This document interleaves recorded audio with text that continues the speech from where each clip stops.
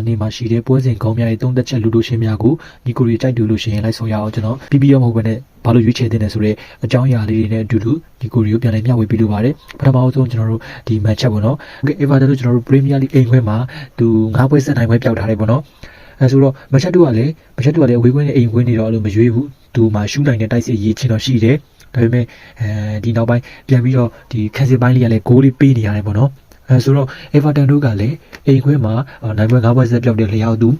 နိုင်ဖို့ရပါတော့အဓိကဂိုးရဖို့ဥတီပြီးတော့ဆော့လာနိုင်ပါတယ်ဖက်မန်ချက်တို့ကလည်းပေါ့နော်သူချန်ပီယံလိဝင်ခွင့်တက်အရေးကြီးနေတဲ့အချိန်မှာဒီနှစ်သင်းလုံးကပိတ်ဆော့လာနိုင်စရာအကြောင်းတော့မရှိပါဘူးဒီမဆော့ပဲနဲ့ပေါ့နော်ဂိုးရဖို့အတွက်ဥတီပြီးတော့နှစ်ဖက်လုံးဆော့လာနိုင်မယ်လို့ကျွန်တော်ယူဆပေးပါတယ်ဒီခြေစွမ်းပိုင်းခက်စစ်ပိုင်းအရာမှာဆိုလို့ရှိရင်လည်းနှစ်ယောက်လုံးကခြေဒီခက်စစ်ပိုင်းရန်ကြီ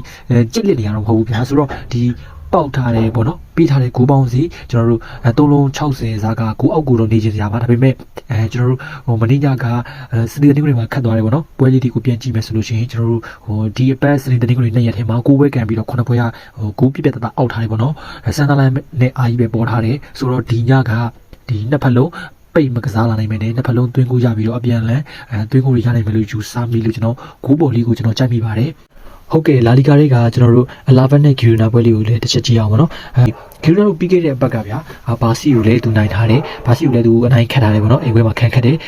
CV ကို1-1ဆိုနှစ်ပွဲသက်ရှုံးပွဲမရှိသလိုကျွန်တော်တို့နောက်ဆုံးကစားခဲ့တယ်ကျွန်တော်တို့ဒီ9ပွဲမှာပေါ့နော် OVO တပွဲတည်းကိုပဲသူအရေးနိုင်ထားတယ်သူအတက်နိုင်ဆုံးပေးကိုနဲအောင်သူဆော့ပြီးတော့ခက်စစ်ပိုင်းလေးလည်းမစိုးဘူးပေါ့နော်ဘာစီကိုနိုင်ထားတဲ့ညနာမှာမထောက်အရန်ကြီးခြေလဲထူးချွန်ပြောင်မြောက်အောင်ကျွန်တော်တို့အားရပွဲအောင်အရန်ကြီးကောင်းနေတာမဟုတ်တယ်ကျွန်တော်တို့ဒီအလာဘက်ကိုကျွန်တော်တို့လာဘက်ကပြန်ပြီးတော့ပေါက်ထားတယ်ပေါ့နော်နှစ်ကောင်လုံးကတော့ဗျာကျွန်တော်တို့တန်းစင်းဆောင်ကယုံနေတာမှန်ပေမဲ့အခြေစမ်းပိုင်းရာဆိုလို့ရှိရင်လက်ရှိဂီရိုနာကပို့ပြီးတော့တားနေတာပေါ့နော်ဒါကိုအလာဘက်ကလာပေါက်ထားတယ်ဆိုတော့ကျွန်တော်အလာဘက် body နဲ့ဂူးပေါ်ကိုကျွန်တော်ကြိုက်မိပါတယ်ဟုတ်ကဲ့ပေါက်ကြည့်ရတော့ဒီ2-20ကနှုတ်ပါတယ်ကျွန်တော်ဘာလို့ဂူးပေါ်ရွေးရလဲဆိုတဲ့အကြောင်းပြချက်က2015မှာဒီကောင်လေး3ကတွေ့ခဲ့တဲ့တွေ့ဆုံတဲ့3ကလုံးနဲ့ဂူးအောက်ထားပါတယ်ပေါ့နော်ဂူးပေါ်ထားတာမဟုတ်ဘူးပေါ့နော်ဆိုတော့အလာဘက်ဂိုးပေါ်ကိုကျွန်တော်နှစ်သက်မိပါတယ်ဟုတ်ကဲ့ CD ပထမပွဲလေးဖြစ်တဲ့ဒီနာနဲ့ပြီးသားပေါ့နော်ဒီနာတော့မဖြစ်မနေနိုင်ပွဲလို့အဲ့နေတာကျွန်တော်နဲ့ညီကိုရီတင်မဟုတ်ဘူးတကဘာလုံးတည်တယ်ဆိုတော့ဒီည1ပလက်လေး30လောက်ဆိုတော့တော်တော်များများကဒီနာကိုဝင်ထားကြတယ်ဒီနာကိုဝင်ထားကြတယ်ဘာလို့ဝင်ထားလို့ဆိုတော့ဒီနာတို့ခြေပိုင်းရာပေါ့နော်ပြီးသားထက်တကယ်ခက်တယ်ဆိုရင်လို့ပါပါတယ်ဒါပေမဲ့ဗျာသူနိုင်ပွဲမဖြစ်မနေလိုအပ်နေတဲ့အချိန်မှာကျွန်တော်တို့ဒီတော်တော်ကိုခြေသွမ်းပိုင်းပေါ့နော်ဒီကျွန်တော်စုပ်ပြီးတော့အဝေးကွင်းလည်းဖြစ်တယ်ဗျာပီဇာတို့ကနော်ဒီ12ပွဲကို26လုံးပေးထားတယ်ပေါ့နော်ဆိုတော့အိမ်ခွဲမှာလည်းဖြစ်တယ်လျောက်မဖြစ်မနေနိုင်ပွဲလိုအပ်နေတယ်ကျွန်တော်ဒီနာကပီဇာကို1ပလက်340လောက်ကပြောတယ်လို့မြင်ပြီးတယ်သူတကယ်ခတ်မယ်ဆိုလို့ရှိရင် AC တို့ဂျူဘင်တို့တောင်မှဒီနာကအိမ်ခွဲမှာဆိုလို့ရှိရင်တည်ရအောင်လိုက်ခတ်ထားတာပါဆိုတော့ခြေပိုင်းကရမ်းကွာတယ်သူမဖြစ်မနေနိုင်ပွဲလိုအပ်နေတဲ့အချိန်မျိုးမှာတိထပ်ပို့ပြီးတော့ကြီးပေးသေးတယ်လို့ကျွန်တော်မြင်မိပါတယ်တကယ်လို့လည်းငါကြည့်လို့ပါမယ်ပီဇာဘော်ဒီကိုကြိုက်မိပါတယ်ဟုတ်ကဲ့ CDA ပွဲစဉ်နှစ်ဖြစ်တဲ့ဘူလွန်နာနဲ့ဦးဒီနီပေါ့နော်ဘူလွန်နာနဲ့ဦးဒီနီလက်ရှိပေါ့နော် CDA မှာ25ပွဲခတ်ပြီးတော့ပေးကိုတီးတက်နေကိုကအလုံး80ရှိတယ်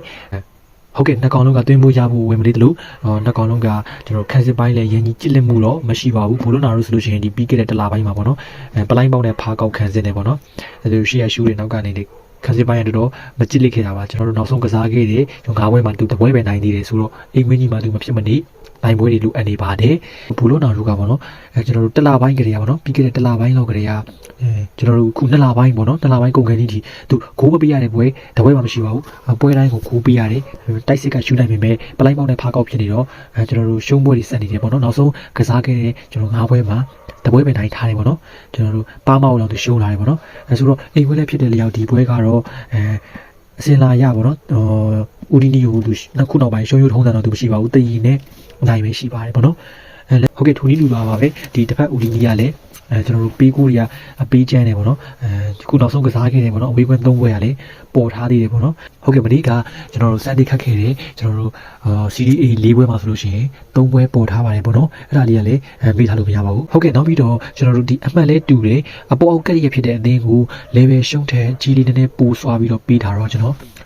ခုလက်ရှိပေါ့နော်ဘူလောနာတို့1ပလက်90လောက်ပေါက်တယ်ပေါ့နော်1ပလက်85 90လောက်ပေါက်တယ်ဆိုတော့ level အရှုံးတဲ့သူဇီးလေးနည်းပိုနေရဆိုတော့သူဒီပွဲ နိုင်ကောင်းနိုင်နိုင်ပါတယ်အဲဆိုတော့ကျွန်တော်ဒီညကြီးလေးလဲဖြစ်တင်တာထက်ကိုနည်းနည်းလေးပို့ပေးတယ်ဘောလုံးနာဘော်ဒီနဲ့ဖလူရန်ရာကိုအောက်လေးနဲ့ကျွန်တော်တွဲဆော်စီကြည့်မိပါတယ်လူလူရှင်းတပွဲကောင်းဗီဒီယိုတွေကိုနေ့စဉ်ကြည့်ဖို့ဒီ channel ကို like and subscribe လုပ်ထားပါတပွဲကောင်းတွေကိုစောင့်တင်ပေးတဲ့ Telegram channel လေးအောက်က comment မှာထည့်ပေးထားပါတယ်ဒီကိုရီးယားလုံးအစီအပြေကြပါစေခင်ဗျ